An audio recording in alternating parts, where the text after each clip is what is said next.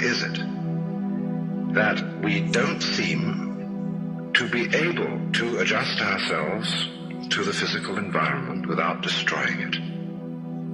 Why is it that in a way this culture represents in a unique fashion the law of diminishing returns, that our success is a failure, that we are building up, in other words, an enormous technological civilization which seems to promise the fulfillment of every wish almost at the touch of a button. And yet, as in so many fairy tales, when the wishes finally materialize, they're like fairy gold. They're not really material at all.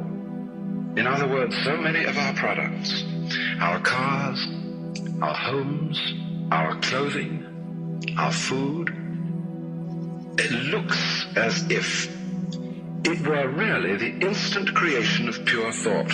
That is to say, it is thoroughly insubstantial, lacking in what the connoisseur of wine calls body. And in so many other ways, the riches that we produce are ephemeral. And as a result of that, we're frustrated. We're terribly frustrated. We feel that the only thing is to go on getting more and more. And as a result of that, the whole landscape begins to look like the nursery of a spoiled child who's got too many toys and is bored with them and throws them away as fast as he gets them, plays them for a few minutes. Also, we're dedicated to a tremendous war on the basic material dimensions of time and space. We want to obliterate their limitations. We want to get everything done as fast as possible. We want to convert the rhythms and the skills of work into cash, which indeed you can buy something with, but you can't eat it. And then rush home to get away from work and begin the real business of life, to enjoy ourselves. You know, for the vast majority of American families, what seems to be the real point of life, what you rush home to get to, is to watch an electronic reproduction of life. You can't touch it.